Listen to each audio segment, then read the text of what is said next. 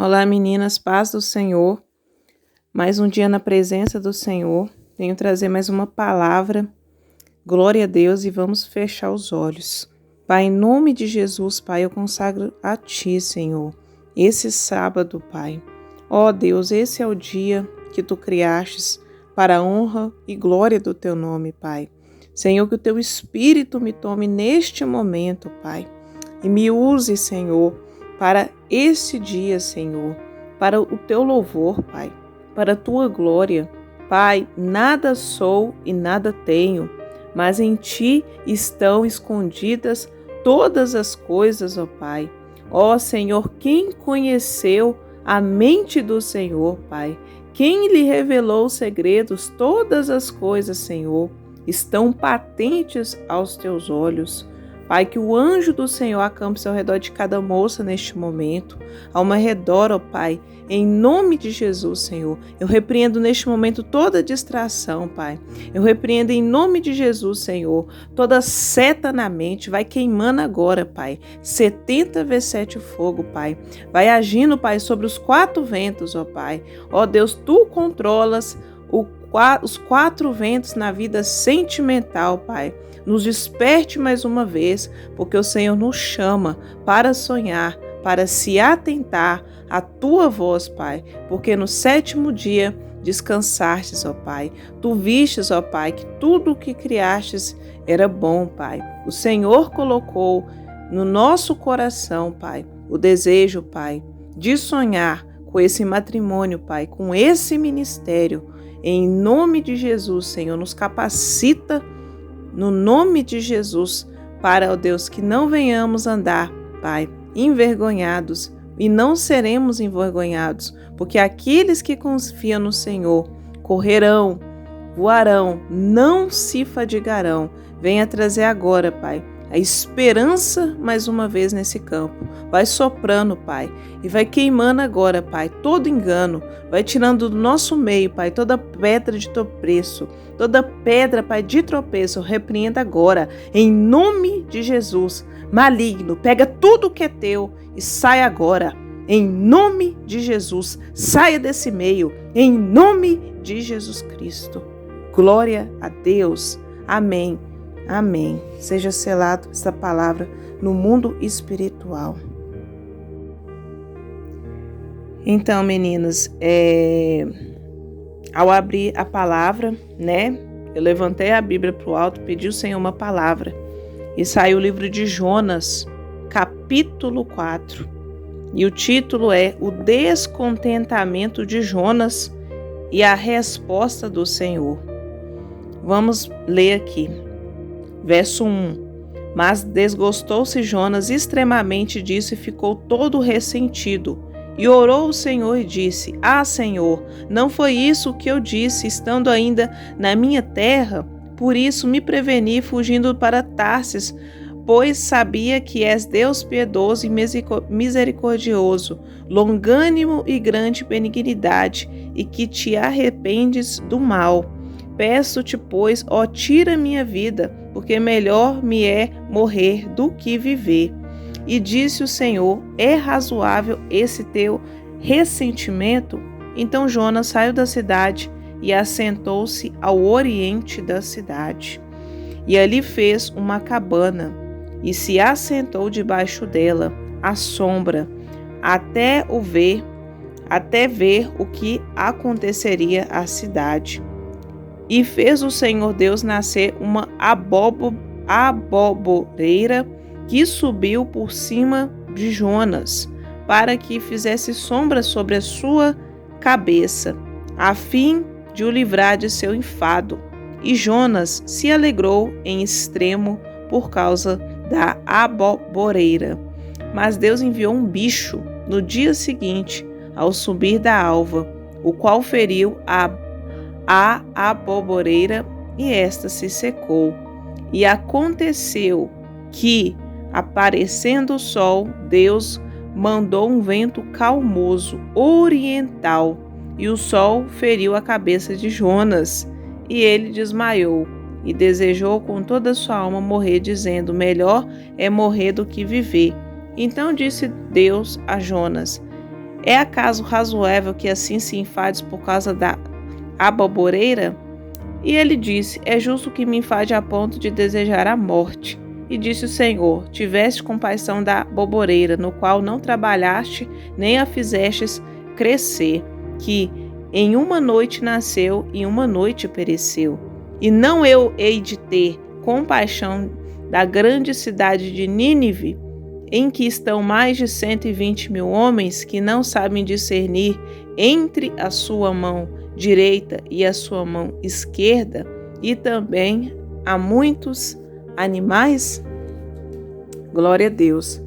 Aqui fala sobre o descontentamento de Jonas, né? Bem sabemos que Jonas foi um homem chamado por Deus, tanto que ele foi o quê?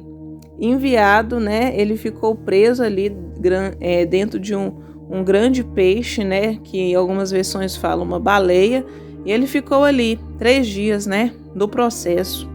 E ele foi enviado a Nínive para pregar para um povo rebelde. Ele não queria pregar a palavra. Porém, Deus o quê? Ele fala no final do processo. Aleluias! E qual é o final do processo? É a passagem pelos 4 ventos. E eu leio aqui o 4º capítulo, que o que encerra o livro de Jonas. É interessante que assim como os 4 ventos, norte, sul, leste, oeste, né? Tem 4 passagens aqui que a gente analisa o livro de Jonas, né? Fala primeiro a vocação. E o Senhor nos chamou o quê? Para sonhar. Eu falo específico, vida sentimental, hoje, sábado dos sonhos.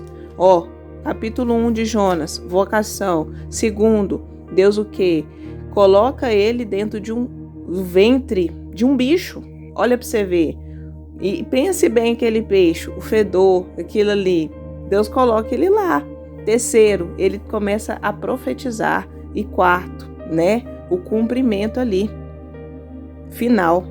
E o Senhor nos chama para nos atentar em detalhes. Deus é um Deus que trabalha com detalhes, mas é específico que Deus teve misericórdia de nós e nos fará passar pelo processo. Algumas estão no início do processo, outras estão no meio do processo e outras estão finalizando o processo. E que processo é esse?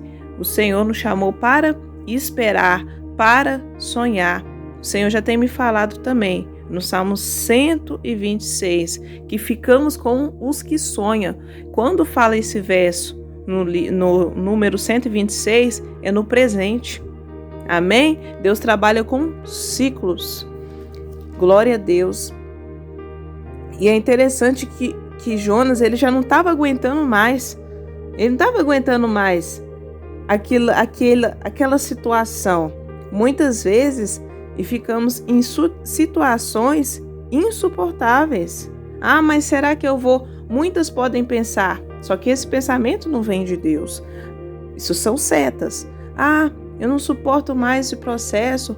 Porque Deus está acolhendo esse e aquele, porque o ímpio está prosperando, né? Lá no Salmo 73 fala, né? Que Davi, ele o quê? Ele só entrou no santuário de Deus quando o quê? Ele viu o fim dos maus. Então aquela cidade, né, Nínive, apesar de o povo ser rebelde, Deus teve misericórdia deles, né? Deus mostra por meio de um quê? De uma aboboreira, né? Que ela fazia o quê? Sombra ali, onde estava Jonas, certo? Deus, ele fez crescer, né? O que tem acontecido no nosso meio? Né? O Senhor tem o quê? Nos colocado debaixo do quê? Da sombra dele. Aquele que habita no esconderijo, né? Na sombra do Onipotente, o que descansará. Só que outra coisa, Deus mandou no outro dia o quê? Um bicho, certo? Para o quê? Para Jonas despertar, para ele ouvir a voz de Deus. Muitas vezes Deus vai o quê? Mandar espinhos, como foi colocado, né? Um espinho da carne de Paulo, para que você desperte, para que você sonhe e entenda que Deus é misericordioso. E é interessante aqui citar que nesse capítulo 4 fala o quê? Sobre o quê? O Oriente, né? O Oriente é aonde aponta, onde é o sol, é o que aponta, né? O sol que é oriental, é o sol mais quente. Só que ao mesmo tempo que, como, né, estudamos, né, com a Eline, aponta Oriente esse sol, vamos supor, a pico, ele está quando o sol ao meio-dia está a pico, aquele sol, ele o quê? Ele queima, né? O sol, esse horário, ele até machuca se você o quê? Não tiver debaixo da sombra. E o Senhor nos chama para se atentar à sombra dele, certo? E esse sol, né? Também na Bíblia existe um sol que é o que? O da justiça. O sol da justiça, que é Cristo. Então, ele vem o quê? Vem do Oriente, mas ali também há guerra. Amém? Mas vamos voltar aqui, que no verso 8 fala que esse sol que ele feriu a cabeça de Jonas. Deus também, ele fere. Deus, ele tem misericórdia, porque está escrito, se eu não me engano, em Isaías, por um breve momento eu te deixei, mas com grande misericórdia eu me compadecerei de ti.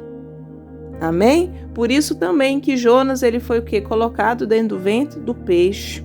E é interessante que Deus coloca Jonas no ventre, porque no ventre, arabá, xerelabaço, é gerado o quê? Justiça. É no ventre que é gerado uma vida, é no ventre de uma mulher que é gerado um homem, porque só uma mulher